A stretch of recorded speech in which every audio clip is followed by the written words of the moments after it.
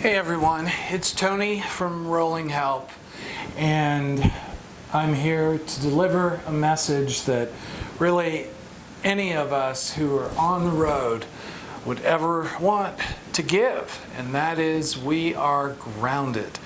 So we had our rig in the shop for about 6 days, trying finally to get some warranty issues fixed up.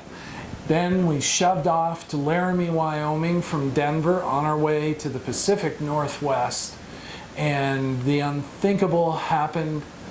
We had a complete electrical failure. So without getting into the crux of the problem, we then had to drive 240 miles back again, so a total of almost 500 miles of driving to get nowhere. And the rig is now back in the shop, been there for 3 days, and it hasn't even been looked at yet. There's no telling what's exactly wrong. There's no telling how long it will take to get the parts. And there's no telling how long it will take to get it fixed. And we live full time in this rig. So our reservations have been tumbling. Our meetings with food banks, which is what we do, we support food banks on the road.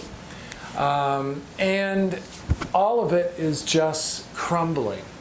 We have plans to meet our daughters in their respective cities in Seattle and Portland, and we have campgrounds set up for the next 2 months. And right now our future is totally uncertain. So what I want to convey in all of this is what we've learned about the state of the RV business, not from rumors, not from what you're hearing from other YouTube creators and speculation and so forth, but firsthand. The industry isn't going to implode. The industry isn't going to become trouble. The industry has imploded. There is no human or mechanical possibility that the industry can support the repairs and maintenance of the RVs that are out there active, and even just the full-timers, let alone all the wannabes and the weekenders and all of you who are giving it a shot and so forth.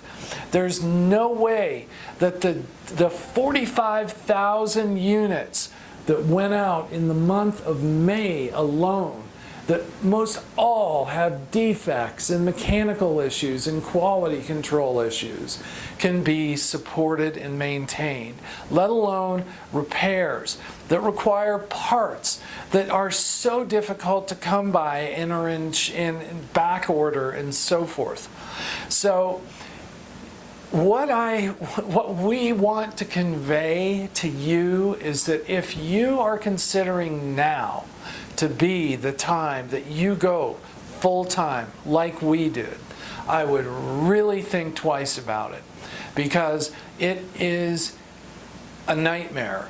It would be a crisis. It would be literally a matter of national security if it was the automotive industry that was in the mess that things are in right now in the RV universe.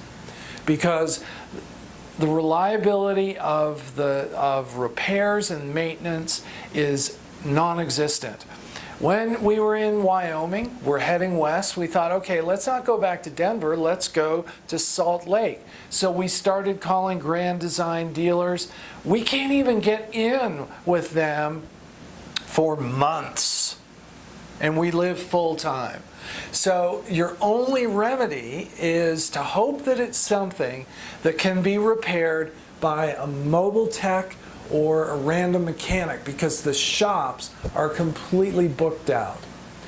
Today in our dealer, and I'm going to keep the name of our dealer and salesman and all that anonymous for the time being, but I spoke to a salesperson in there who's been in the industry for 47 years, and he got honest with me. He'd worked in service for a good chunk of that time. He's a mechanic and so forth. And in his words, he wouldn't dream of doing it if he didn't have the expertise that he has right now. Yet, as nice and as honest as this man was, I guarantee you that if a buying customer walked in 10 minutes later, he would gladly sell them a rig, even if they were saying they were going to go full time. So I don't know how this is all going to be resolved. I know that our future is very uncertain right now. We literally may have to trade our rig prior to it being fixed, but to that dealer, and buy a new one in order to get back on the road. Is that not insane?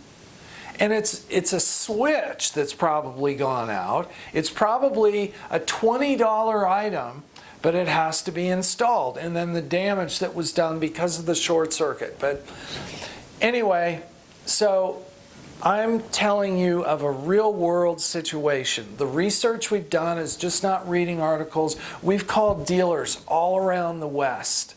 There's nobody that we found that can take an RV for at least a month. And so it really doesn't matter if you're on fire, because we are. We live in it, we breathe in it, it's our work, it's our mission in life to be in that RV, and we have no sympathy. We may have understanding, but there's nothing these people can do about it. So there's a shortage of mechanics, there's a shortage of techs, and as many as this is something else that I heard firsthand from a manager in a service department, as fast as they can bring people on, there's exponentially more rigs that are coming in need of repair. So I don't know if any of you have a solution, a hint, or whatever. I think we're well aware, and I don't know there's anything that we could do differently. But a word of caution, if you're thinking about doing it right now, just be so certain of the condition of what it is that you're buying. And just, be prepared, do all the research.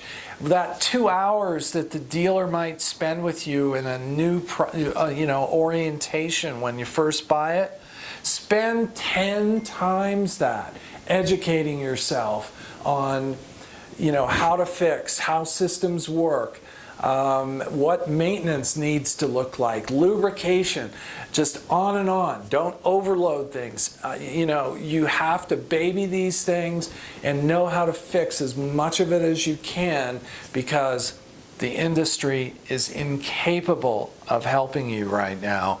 It has imploded.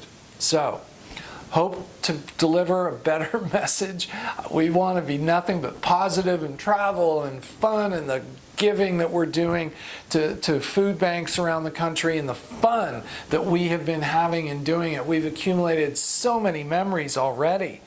But we are in a hotel room right now, nowhere else to go, and we are at the mercy of a system that is broken. So, hope you have a great day. Hope that you will subscribe to our channel, because we need to hit the ground running again. We need your help. So take care, and from Rolling Help, have a good one.